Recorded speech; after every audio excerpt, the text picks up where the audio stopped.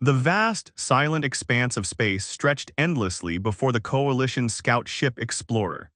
Its sleek, silver hull glided through the asteroid field, the only sound within the ship being the faint hum of its engines and the steady beeping of its sensors. The asteroid field, dense and chaotic, seemed almost alive, its jagged rocks tumbling and colliding in slow, deliberate motions. It was a place of eerie stillness, yet filled with an underlying tension as though the void itself was holding its breath. Commander Vex stood at the central console, his sharp, angular features illuminated by the soft blue glow of the ship's control panels. His deep-set eyes scanned the readings on the screen before him, his expression tightening. Something was wrong. The sensors had picked up an object, a ship hidden behind one of the largest asteroids. Its presence was a mystery, its design unfamiliar. The uneasy silence on the bridge was broken only by the occasional murmurs of the crew as they worked to confirm the readings.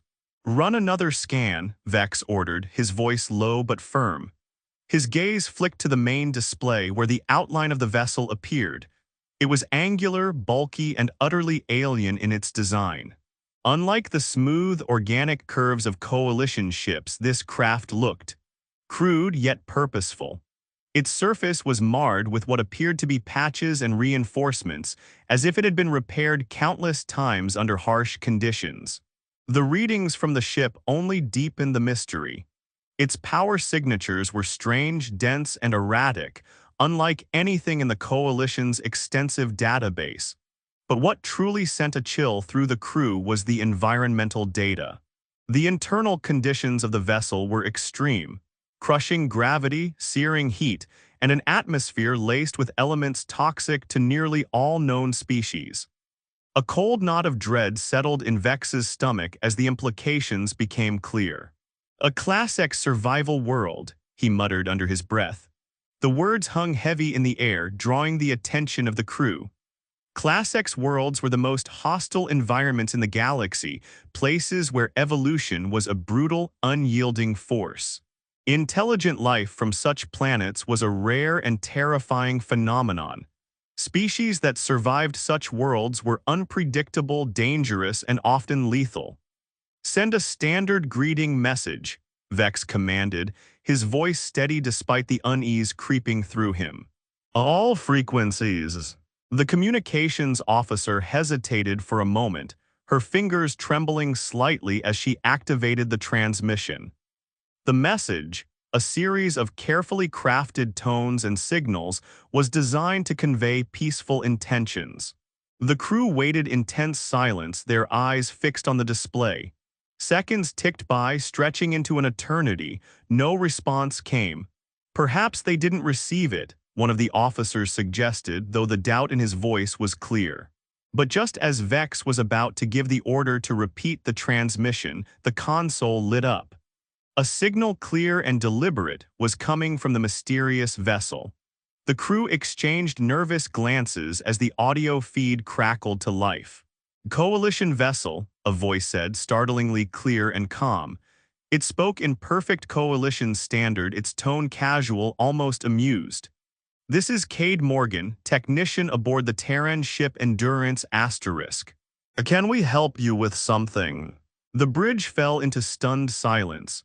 Vex's antennae twitched slightly, a sign of his own shock. The voice was unmistakably organic, but its tone carried none of the tension or formality expected in such an encounter. Instead, it was light, almost conversational, as though the speaker were addressing an old acquaintance rather than a crew of strangers from a galactic coalition. "Respond," Vex ordered, recovering quickly. His mind raced as he considered the implications. Terrans? That name was unfamiliar. It wasn't in any coalition records, and yet here they were, speaking his language as though it were second nature. "This is Commander Vex of the Coalition Scout Ship Explorer **, he said, his voice measured and formal. "We detected your vessel and initiated standard contact protocols. May I ask how you came to be in this sector?" There was a brief pause on the other end, followed by a soft chuckle. "Oh, those beeps and whistles, sorry about that. Our comm system filters out most non-Terran frequencies as noise. Force of habit when you're working near pulsars, Cade replied, his tone still casual as if this were a routine conversation. Vex's grip on the console tightened. The ease with which this Terran spoke, combined with the bizarre circumstances of their meeting, only deepened his unease. "You identify as Terran?" he asked, his voice betraying a hint of curiosity. "Last time I checked," Cade replied, his tone light. "Look, we're just here on some routine maintenance. If you're not here to claim salvage rights on this asteroid field, we're all good, right?" The sheer nonchalance of the response left the crew speechless. Vex's mind raced. Routine maintenance. On a vessel that could survive conditions no coalition ship could endure. And how had these Terrans managed to remain undetected until now? "Mr. Morgan," Vex began, choosing his words carefully, "we would like to request permission to send a diplomatic party to your vessel. This appears to be a first contact situation, and it is coalition protocol to establish peaceful relations." There was another pause, longer this time. When Cade spoke again, there was a hint of hesitation in his voice. Sure. Though I should warn you, we're running Terran normal conditions in here. Might be a bit uncomfortable for you folks." Vex's antennae twitched again. "Terra normal," he repeated, making a mental note of the term. "We will bring appropriate environmental gear. Prepare to receive our shuttle in 1 standard hour." The connection cut off, leaving the bridge in a heavy silence. The crew exchanged uneasy glances, their earlier tension now laced with outright fear. Vex turned to his officers, his voice firm despite the uncertainty gnawing at him. "Prepare the boarding party," he ordered, "and double-check the environmental suits. Whatever we're about to encounter, we must be ready." As the crew moved to carry out his orders, Vex allowed himself a moment to stare at the image of the asterisk Endurance on the display. The ship, with its crude, patched exterior, seemed to pulse with an unseen energy. It was a relic of a world that defied every law of survival the Coalition understood. And within it, a species that spoke their language with casual ease, as though the universe itself had conspired to hide them until now. A chill ran down his spine. Whatever lay ahead, he knew one thing for certain: this encounter would change everything. The shuttle docked with a hollow, metallic clang that echoed through the silent halls of the asterisk Endurance asterisk. The sound reverberated like a warning bell, amplifying the unease already gripping Commander Vex and his team. They stood in the airlock, the faint hiss of their environmental suits the only sound as they prepared to step into the unknown. Each member of the Coalition boarding party carried a mix of curiosity and dread, their eyes darting to the thick metal door that separated them from the Terran ship's interior. The door slid open with a groan, revealing a world that seemed designed to crush them. The moment they stepped inside, the gravity hit like an invisible hand pressing down on their shoulders.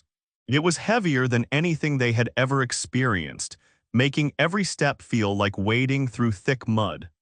The air was hot and dry, searing against their suit filters, and their sensors immediately began to scream warnings about the toxic atmosphere. The walls of the ship were dark and industrial, patched with mismatched metals and exposed wiring, as though the vessel had been rebuilt piece by piece after countless battles with the elements. Commander Vex forced himself to move forward, his legs straining under the oppressive weight. He glanced at his team, their movements slow and labored, their breaths coming in shallow gasps despite the suit's assistance. The heat was suffocating, and the temperature gauge on his wrist blinked angrily in warning. The environment was hostile, almost alive, as if the ship itself was testing their resolve. Then, out of the shadows, a figure emerged. Cade Morgan was nothing like what they had expected.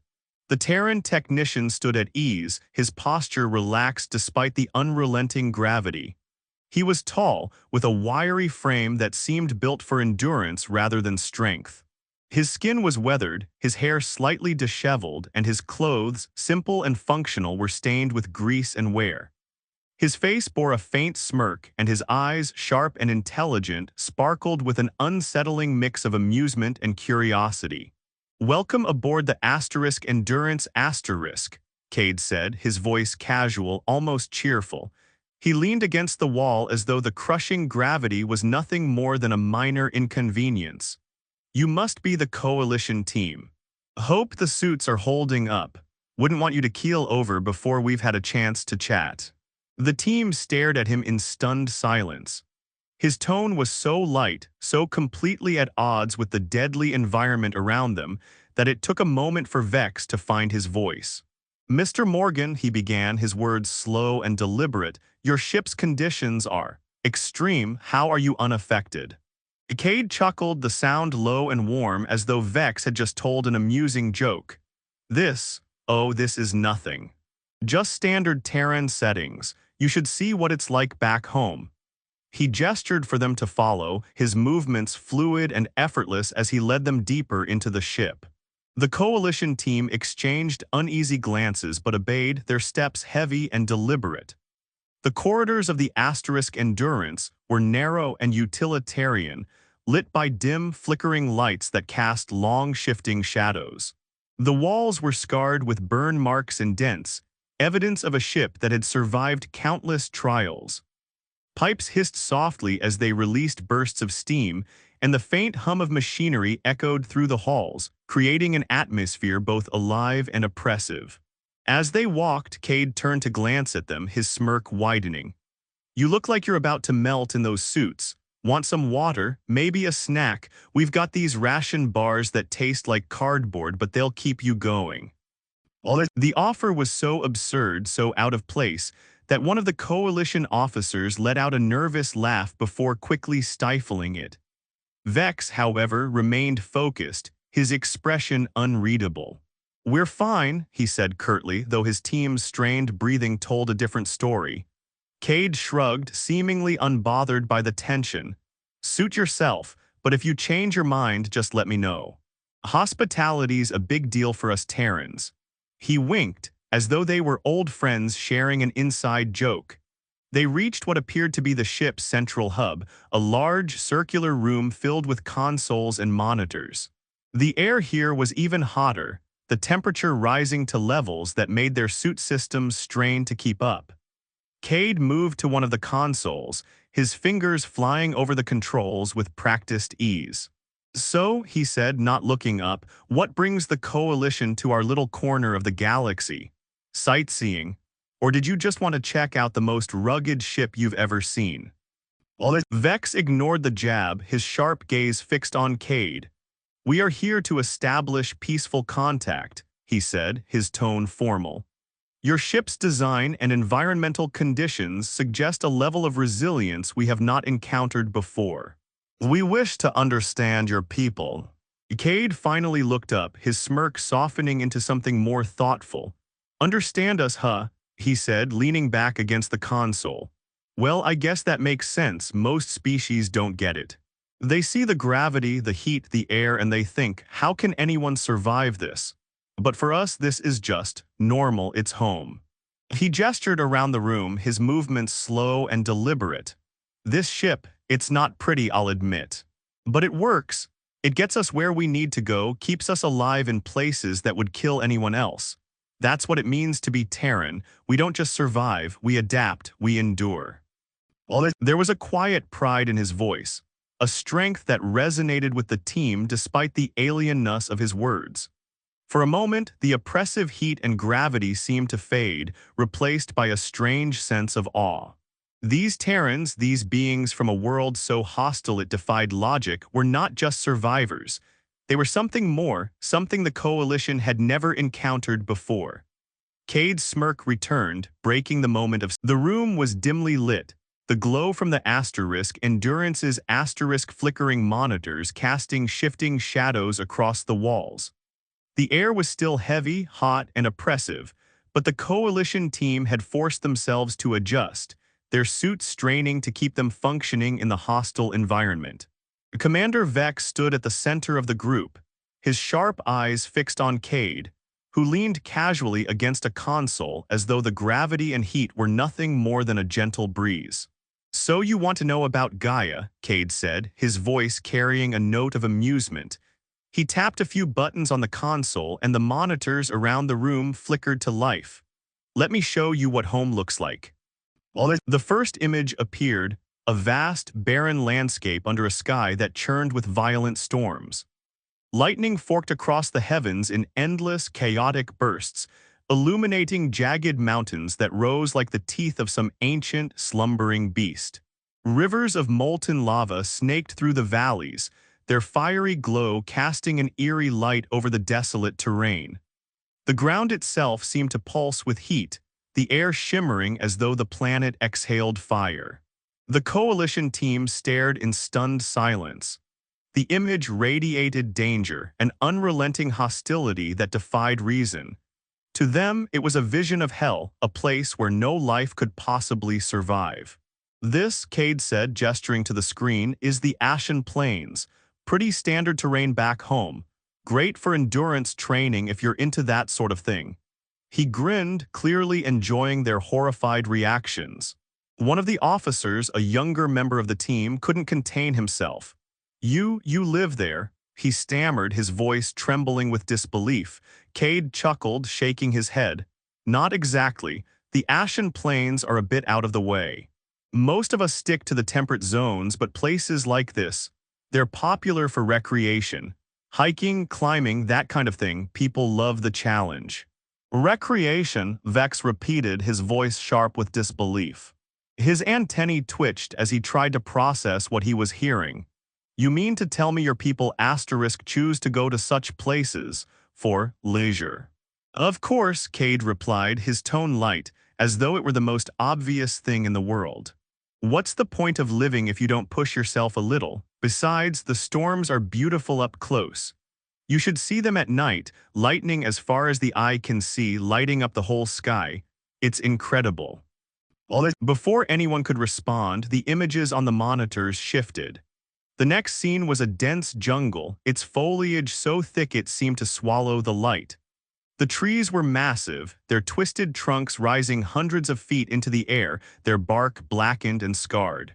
Strange, glowing plants dotted the undergrowth, casting an otherworldly light, while shadows moved between the trees, large, hulking shapes that seemed to watch from the darkness. The sound of distant roars and screeches filled the air, a symphony of predators that sent a chill down the coalition team's spines. "This is the verdant abyss," Cade explained. "One of Gaia's more lively regions.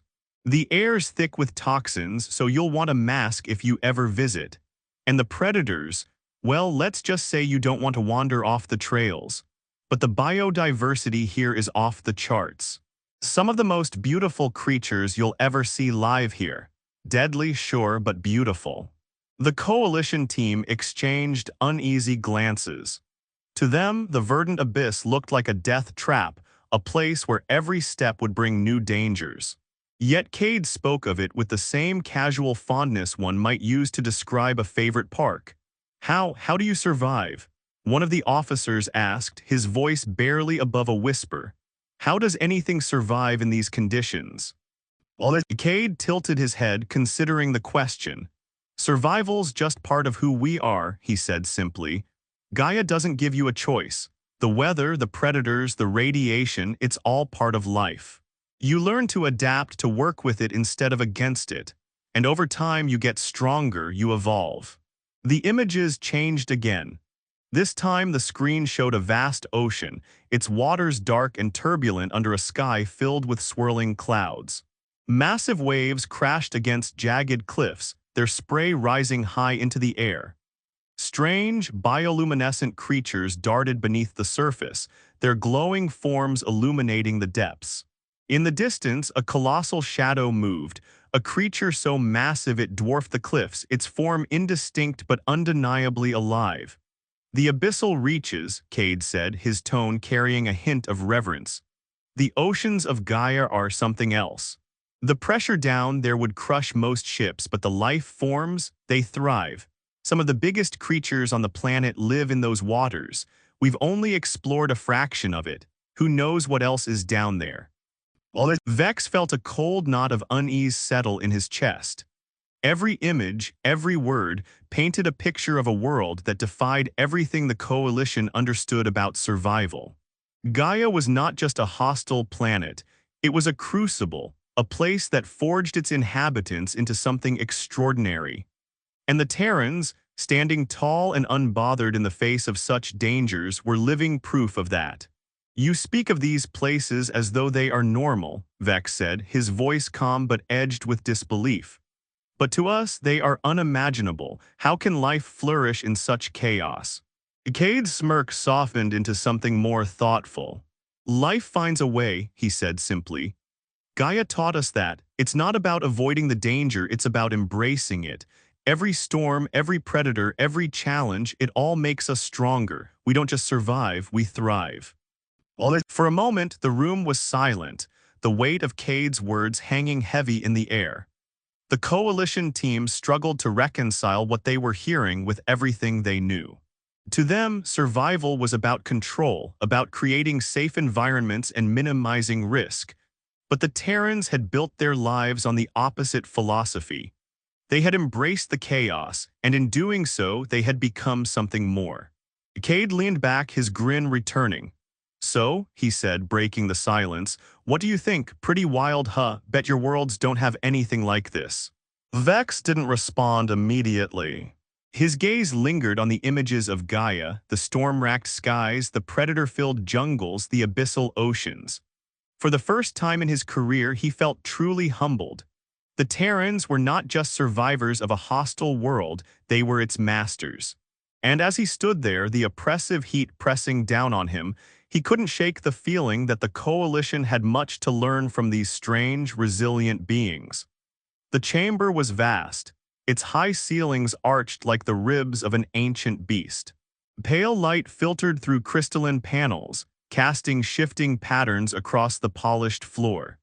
The air was heavy with tension, and the low hum of whispered conversations filled the space. Around the circular table sat the Coalition Council, representatives of countless worlds and species, their forms as varied as the stars. Some had smooth, glistening skin that shimmered in the light, while others bore hardened exoskeletons or soft, feathery plumes. Their voices, when raised, blended into a strange symphony of tones, soft clicks, deep rumbles, and delicate chimes. At the center of it all was the report. A simple datapad rested on the table, but its contents were anything but simple. It held the accounts of Commander Vex and his team, detailing their encounter with the Terrans and the terrifying world they called home. The words painted a picture of a species forged in fire, born into chaos, and thriving where others would perish. Resilient, adaptable, unyielding, these were the terms used to describe the Terrans, and they had sent ripples of unease through the council. They are a threat, a voice boomed, cutting through the murmurs. It came from Counselor Theros, a towering figure with a carapace that gleamed like obsidian. His many eyes glinted with suspicion as he leaned forward, his mandibles clicking with each word. A species capable of surviving such extremes cannot be trusted. Their strength alone makes them dangerous. And their attitude this: arrogance, they see themselves as superior. We cannot allow such beings to gain power. A ripple of agreement swept through a portion of the chamber. Heads nodded, antennae twitched, and soft murmurs of approval echoed Theros's sentiment. But not all were convinced. They are not conquerors, countered Counselor Amara, her voice calm but firm. She was a slender being with translucent skin that shimmered like water. Her eyes, deep and reflective, held a quiet wisdom. The reports show no evidence of aggression. The Terrans have not sought to expand their territory or impose their will on others. They have simply endured. That is their nature. To judge them as a threat based on their resilience is short-sighted. They mocked our delegation. Another counselor interjected, his voice sharp with indignation. They treated the dangers of their world as if they were trivial. What kind of beings laugh in the face of death? It is unnatural. Amara turned her gaze toward him, her expression unyielding. Perhaps it is we who are unnatural, she said softly. We have built our lives around safety, around control. The Terrans have built theirs around survival. They see the world differently because they have lived differently. That does not make them monsters. The debate raged on, voices rising and falling like the tide. Some counselors argued that the Terrans' strength made them invaluable allies in a galaxy fraught with danger. Others insisted that such strength could not be trusted, that the Terrans were a ticking time bomb waiting to explode. The chamber grew heated, the air thick with tension, until finally a single voice cut through the noise. Enough. The word was spoken softly, but it carried the weight of authority. All eyes turned to the speaker, diplomat Lyra. She stood at the edge of the chamber, her presence calm but commanding. Her form was humanoid but delicate, with pale, silvery skin that seemed to glow faintly in the dim light. Her eyes, a deep violet, held a quiet intensity that silenced the room. "We cannot make decisions based on fear," she said, her voice steady and measured. "The Terrans are unlike anything we have encountered, yes, but that is precisely why we must engage with them, to understand them, to learn from them. We cannot afford to let our ignorance dictate our actions. And if they prove hostile," Theros challenged, his many eyes narrowing. "What then, diplomat? Do we wait until it is too late to act?" Lyra met his gaze without flinching. "If we treat them as enemies, we ensure that they will become enemies. But if we approach them with respect, with a willingness to listen and learn, we may find allies instead. The choice is ours." The chamber fell silent. The counselors exchanged glances, their expressions thoughtful, uncertain. Lyra's words had struck a chord, but the fear lingered, a shadow that refused to be dispelled. Finally, the council leader, an ancient being with a voice like rustling leaves, spoke. "Diplomat Lyra," they said, their tones slow and deliberate, "you have always been a voice of reason in this council. If we are to proceed, it will be under your guidance. Will you lead a delegation to Gaia?" Lyra inclined her head, her expression calm but resolute. "I will," she said, "but I will not go alone.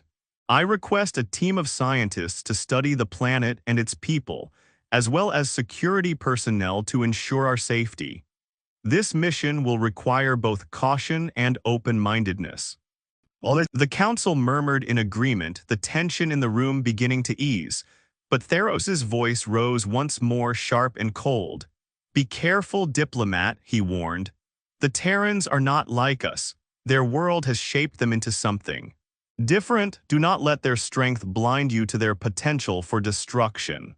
Lyra turned to face him, her violet eyes steady. "Strength is not inherently destructive, counselor," she said. "It is how that strength is used that matters. And I intend to find out how the Terrans use theirs." With that, the decision was made. The council voted, and the majority approved the mission to Gaia. As the chamber emptied, Lyra remained behind, her thoughts heavy. She gazed at the datapad on the table, its glowing screen displaying an image of Gaia, a storm-racked world of fire and fury, of danger and beauty. She knew the risks. She knew the fears that gripped the council, the doubts that lingered in their minds. But she also knew that understanding was the only path forward. The Terrans were not just survivors of a hostile world, they were a reflection of what life could become when pushed to its limits.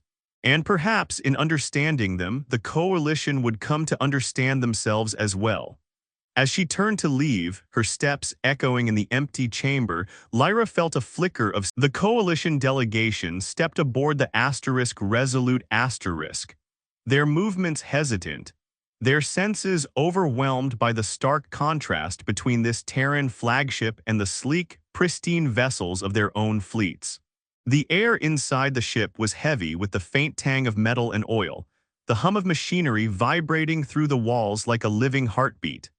Everything about the ship felt raw, unrefined, its corridors lined with exposed pipes and reinforced panels, its surfaces worn and scuffed from years of use. To the coalition team, it was as if they had stepped into a relic of a bygone era, a vessel that had been built not for elegance or comfort, but for survival.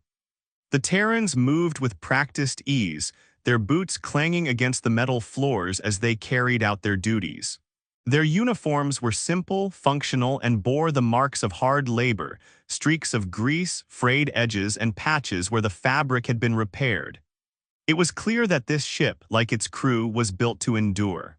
Diplomat Lyra walked at the head of the Coalition delegation, her violet eyes scanning every detail with quiet curiosity.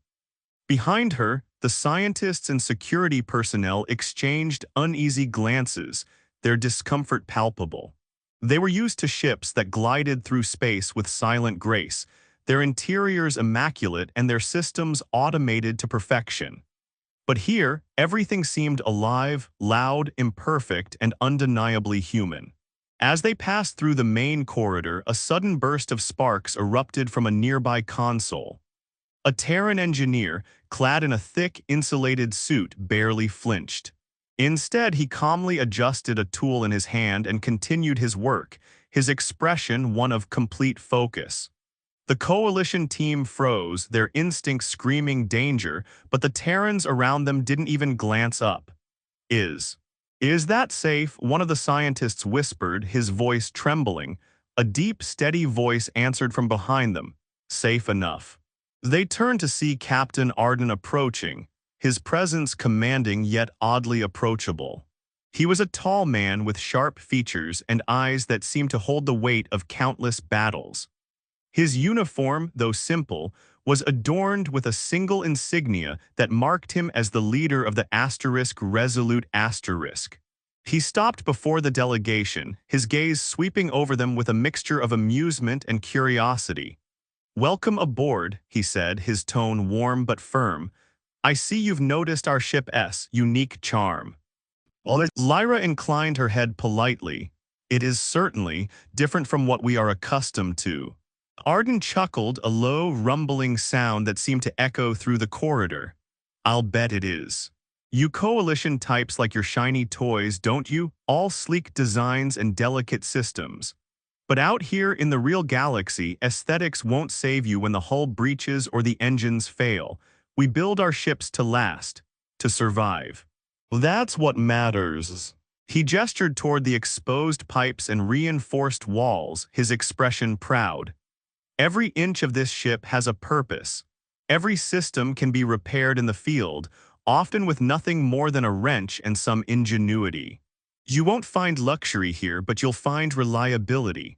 And when you're out in the black, that's worth more than all the polished metal in the universe."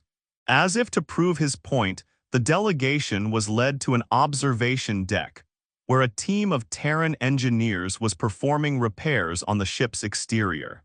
Through the thick, reinforced windows, the Coalition team watched in stunned silence as the engineers worked in the vacuum of space with minimal protection. Their suits were bulky but functional, their movements precise as they welded a damaged panel back into place. The glow of their tools lit up the darkness, casting eerie shadows across their forms. "They're out there, with no shielding," one of the security officers muttered, his voice filled with disbelief. Arden shrugged. "They've got what they need. Our suits are tough and our people are tougher. We don't waste resources on unnecessary comforts. Out here, you learn to make do." The Coalition team exchanged uneasy glances, their unease deepening. To them, the Terrans seemed almost reckless, their methods crude and dangerous, but there was no denying the results. The Resolute was a testament to their resilience, a ship that bore the scars of countless battles yet continued to fly, a symbol of the Terrans' unyielding will to survive. The descent to Gaia was unlike anything the Coalition delegation had ever experienced. The Resolute shuddered violently as it entered the planet's atmosphere, the turbulence so intense that even the seasoned Terran crew gripped their seats with white-knuckled hands. Outside the windows, the sky was a chaotic swirl of dark clouds and flashes of lightning, the storm raging as if the planet itself sought to repel their presence. The Coalition team clung to their seats, their faces pale and their breath shallow. One of the scientists let out a strangled gasp as the ship was jolted sideways by a sudden gust of wind, the force of it rattling the walls. But the Terrans remained calm, their expressions almost bored. "Relax," one of the crew members said with a grin. "This is nothing, just a little turbulence." Asterisk, this is mild, Lyra asked, her voice tight as she gripped the armrests of her chair. The crew member nodded. "Oh yeah. You should see it during the monsoon season. Now that's a ride." When the ship finally touched down, the delegation stumbled out onto the surface of Gaia, their legs unsteady and their senses overwhelmed. The air was thick and humid, carrying the scent of earth and ash. The ground beneath their feet was dark and uneven, a mixture of hardened lava and cracked stone. Above them, the sky churned with storm clouds, lightning illuminating the jagged peaks of distant mountains. The landscape stretched out before them in a display of raw, untamed power. Towering mountains loomed on the horizon, their peaks shrouded in mist and snow. Rivers of molten lava flowed down their slopes, their fiery glow casting an eerie light across the land. In the distance, the ocean raged, its waves crashing against the cliffs in a thunderous symphony. And scattered throughout the terrain were massive fissures that belched smoke and fire into the air, the ground trembling with the force of the planet's restless energy. The coalition delegates stood frozen, their eyes wide with awe and terror. They had read the reports, seen the images, but nothing could have prepared them for the reality of Gaia. It was a world of extremes, a place where the very elements seemed to be at war with one another. And yet, amidst the chaos, there was a strange beauty, a sense of life and vitality that was almost overwhelming. This is where you live." One of the scientists whispered, his voice barely audible over the howling wind. A Terran crew member grinned. "Yep, home sweet home." Lyra stepped forward, her gaze sweeping across the landscape. She could feel the power of the planet, the way it seemed to pulse beneath her feet like a living thing. It was both terrifying and exhilarating, a reminder of just how small and fragile they were in the face of such overwhelming force. "This is Gaia," Captain Arden said, his voice carrying a note of pride. "It's not an easy place to live, but it's ours, and we wouldn't trade it for anything." As the delegation began their journey across the rugged terrain, they couldn't help but feel a sense of unease.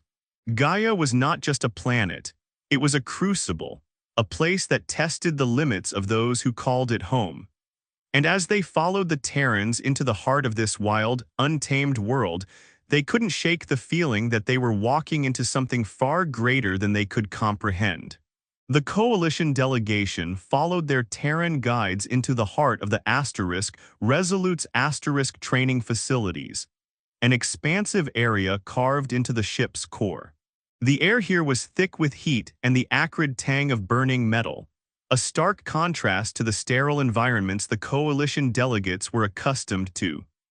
The walls were blackened in places, scarred from countless drills, and the floor was a patchwork of reinforced panels that bore the marks of heavy use. As they entered, the sound of shouting and the rhythmic pounding of boots echoed through the space. Groups of Terran trainees moved with precision, their bodies lithe and strong, their faces set in expressions of intense focus. The delegation stopped in their tracks, their eyes widening as they took in the scene before them. At one end of the room, a group of trainees was running through a simulated fire drill. Flames roared to life around them, licking at their suits as they navigated a maze of collapsing beams and falling debris. The heat radiated outward, causing the Coalition scientists to instinctively step back, their faces pale with shock. Yet the Terrans moved as though the fire was nothing more than an inconvenience, their movements swift and deliberate as they worked together to extinguish the flames and secure the area. In another section, a chamber bathed in an eerie green light hummed with energy. Inside, trainees were subjected to controlled doses of radiation, their suits equipped with monitors that tracked their exposure. The Coalition delegates gasped as they watched the trainees calmly adjust their equipment, their faces calm despite the danger. And then there was the vacuum chamber. Through a thick pane of reinforced glass, the delegation observed as a group of Terrans practiced emergency repairs in the simulated void of space. Their suits were stripped down to the bare essentials, offering minimal protection against the harsh environment. One trainee's glove was deliberately punctured, exposing their hand to the vacuum. The Coalition team recoiled in horror, but the Terrans simply sealed the breach with a steady hand, their expression unflinching. This is madness, one of the Coalition's scientists whispered, their voice trembling. Why would you subject yourselves to such extremes? Captain Arden, who had accompanied them, crossed his arms and regarded the scientist with a faint smile. Because the universe doesn't care about comfort, he said simply. Out there, the state dinner was a grand affair, held in a vast hall carved into the side of a mountain. The room was illuminated by the warm glow of bioluminescent orbs that hung from the ceiling like stars, casting a soft, golden light over the polished stone walls. The Coalition delegation sat at a long table alongside their Terran hosts, the atmosphere surprisingly relaxed as plates of hearty, unfamiliar food were passed around. Lyra found herself seated next to Captain Arden, who was regaling her with tales of Gaia's history. His voice was steady, his words tinged with a quiet pride that made her listen intently, even as her mind wandered to the strange flavors of the meal before her. Around them, the hum of conversation filled the air, punctuated by the occasional burst of laughter. Then, without warning, the ground beneath them shifted. It began as a low rumble, a sound that seemed to rise from the very core of the planet. The floor trembled, the vibrations growing stronger with each passing second.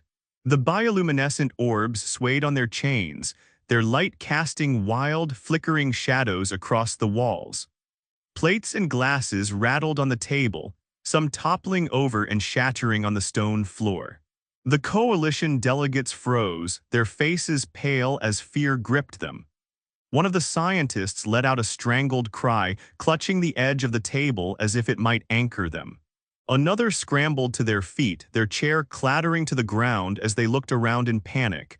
But the Terrans, they didn't even flinch. Captain Arden calmly reached out to steady a glass of water that threatened to spill, his expression unchanged. Around the table, the other Terrans continued eating, their movements unhurried as if nothing out of the ordinary was happening. One of them even chuckled softly, shaking their head as they muttered something about a minor tremor. The Coalition team stared in disbelief, their fear giving way to confusion. "How can you be so calm?" one of them demanded, their voice trembling. "The ground is shaking, the building could collapse." Arden raised an eyebrow, his tone almost amused. "Collapse, not likely. This hall has stood for over a century through quakes far worse than this. We build to last." As if to prove his point, the tremors began to subside, the rumbling fading into a distant echo. The bioluminescent orbs steadied, their light once again casting a serene glow over the room. The Terrans resumed their conversations as if nothing had happened, their demeanor utterly unshaken. Lyra exhaled slowly, her heart still racing as she tried to process what she had just witnessed. "Earthquakes are common here?" She asked, her voice softer now, almost hesitant. Arden nodded. "Very, Gaia's crust is constantly shifting. It's just part of life here. You learn to live with it. And if you're smart, you don't just live with it, you use it." Lyra frowned, intrigued. "Use it, how?" Arden gestured toward the walls of the hall, his voice steady and sure. "The geothermal vents beneath this mountain power half the city. The quakes are a reminder of the energy that flows through this planet, the forces that shape it. We've learned to harness that energy, to turn what others might see as a threat into an advantage." The Coalition team exchanged glances, their expressions a mixture of awe and disbelief. To them, Gaia had seemed like a hostile, unforgiving world, a place where survival was a constant struggle. But now they were beginning to see it through the Terrans' eyes. This planet, with all its chaos and danger, was not just a challenge to be endured. It was a source of strength, a crucible that had shaped its people into something extraordinary. As the dinner continued, Lyra found herself watching the Terrans with a newfound respect. They were not just survivors. They were innovators, problem solvers, and above all, adapters. They had taken the raw, untamed power of Gaia and turned it into an ally, a foundation for their resilience. And as she listened to their laughter, their stories, and their quiet confidence, she couldn't help but wonder. What could the Coalition learn from a people like this? What could she learn? The Coalition delegation stood on the surface of Selene, the Terran's lunar colony, their figures stark against the pale, ashen landscape. Above them, the stars blazed cold and distant, their light unfiltered by any atmosphere. The lunar horizon stretched away in haunting silence, broken only by the faint hum of the colony's energy field and the subtle vibrations beneath their boots. The air inside their suits felt heavy, almost suffocating, as if the very void of space was pressing against them, waiting for a single mistake to claim them. Their Terran hosts led them into a vast dome, its interior bustling with activity. Rows of Terran personnel moved with purpose, their faces calm yet focused.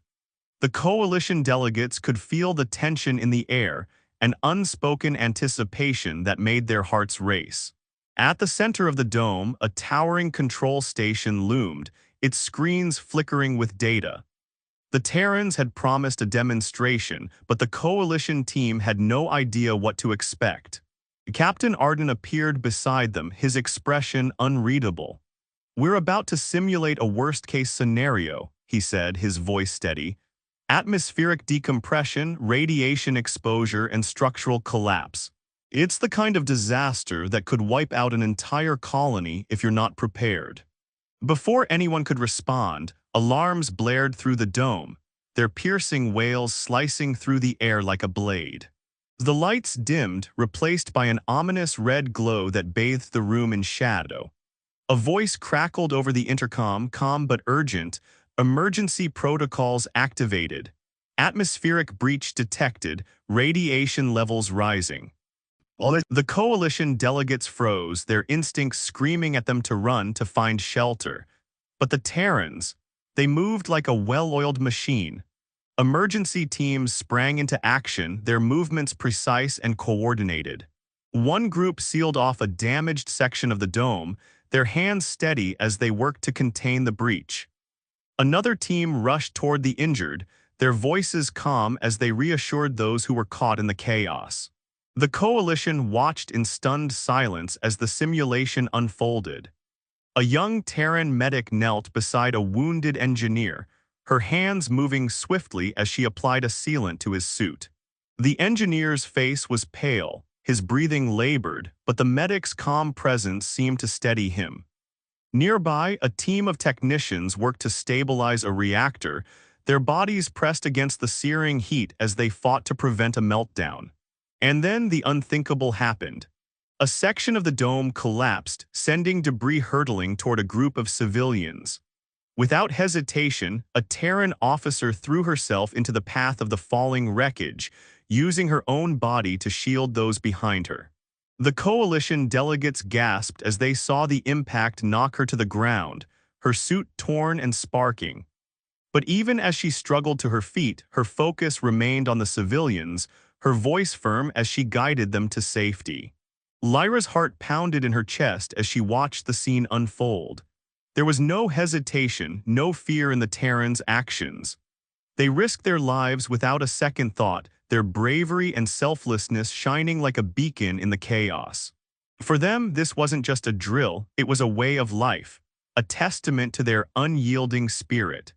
When the alarms finally ceased and the lights returned to normal, the Coalition delegation stood in stunned silence. The Terran teams regrouped, their faces streaked with sweat and soot, but their eyes burned with a quiet determination. Captain Arden turned to the Coalition, his expression unreadable. "This is who we are," he said simply.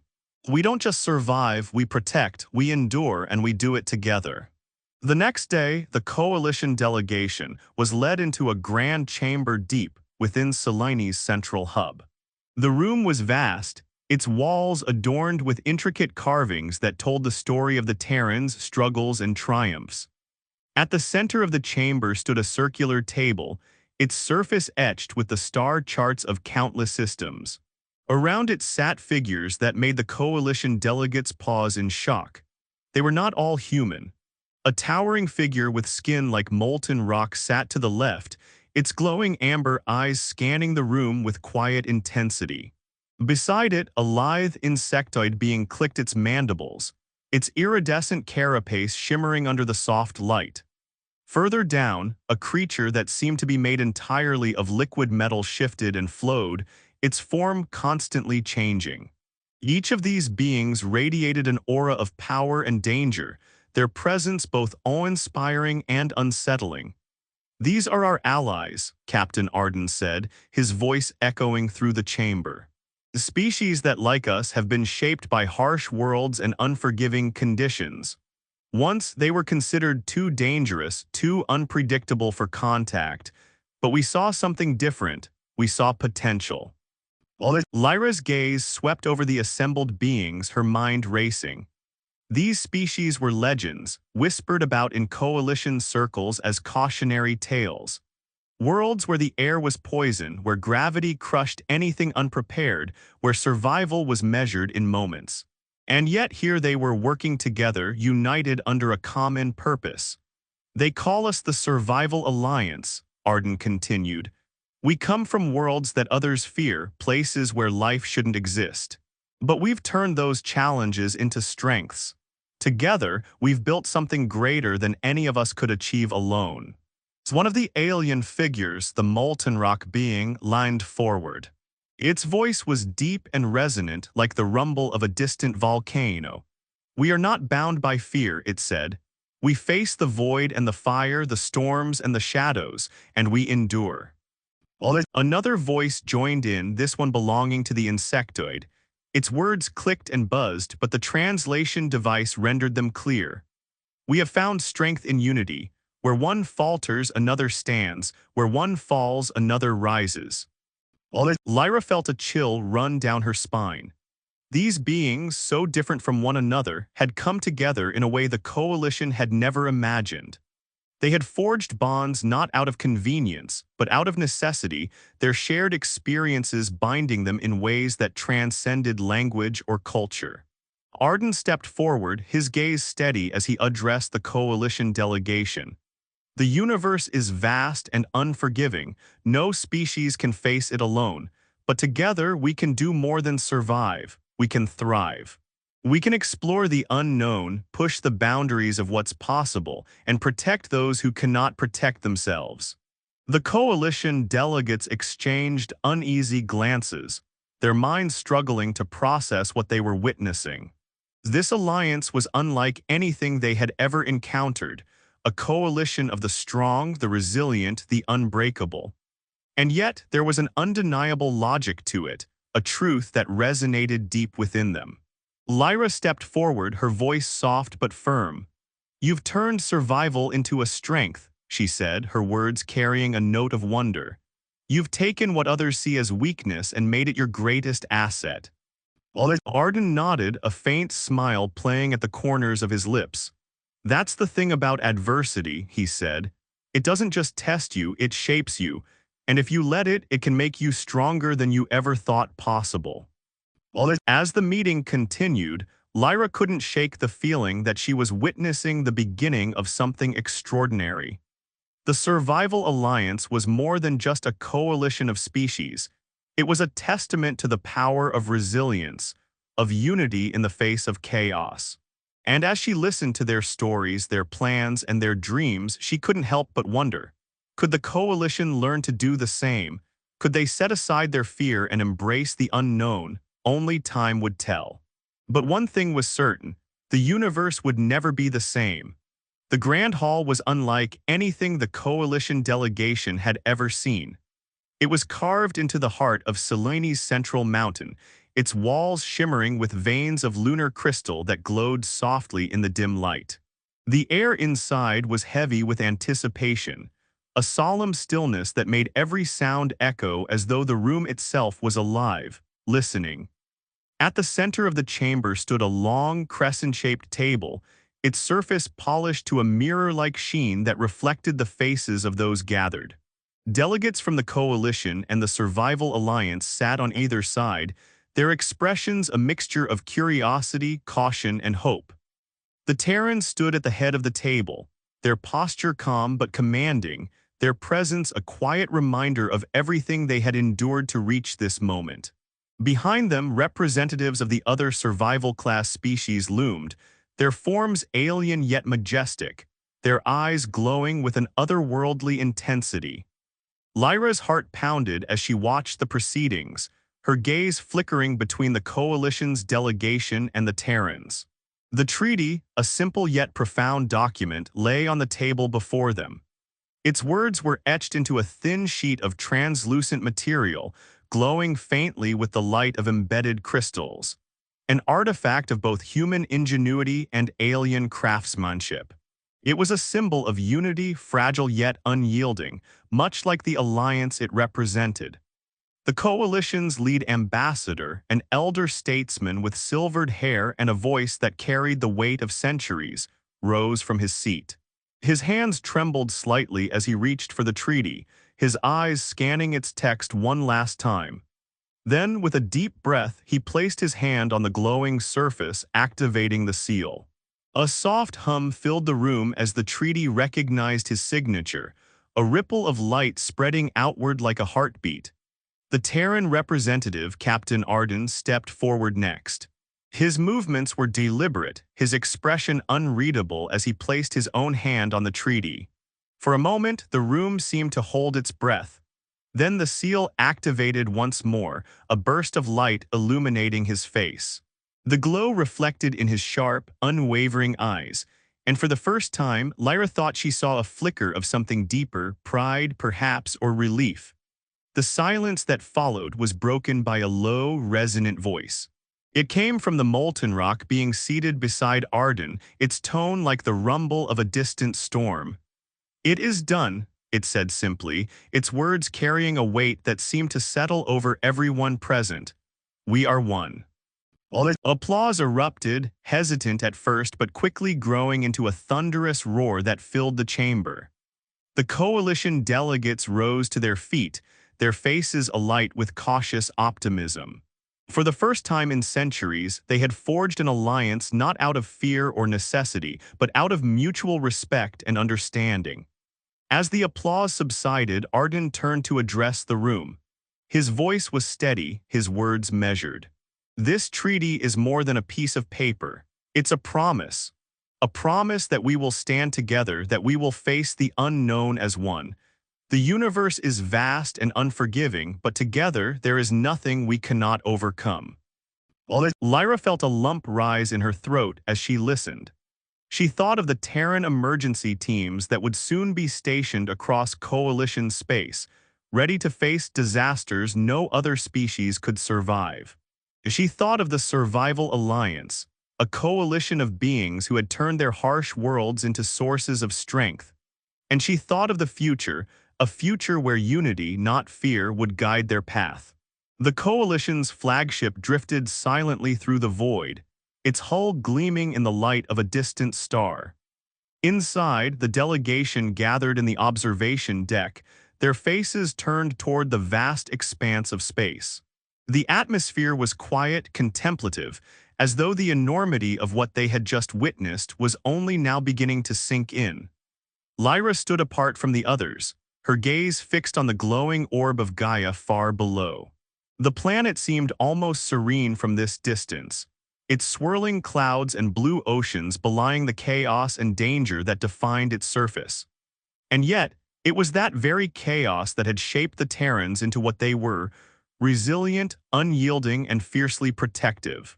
She thought of everything she had seen over the past weeks. The Terrans' brutal training drills, their calm efficiency during the earthquake, the selflessness of their emergency teams on Selene. She thought of the Survival Alliance, a coalition of species so different yet united by their shared struggles.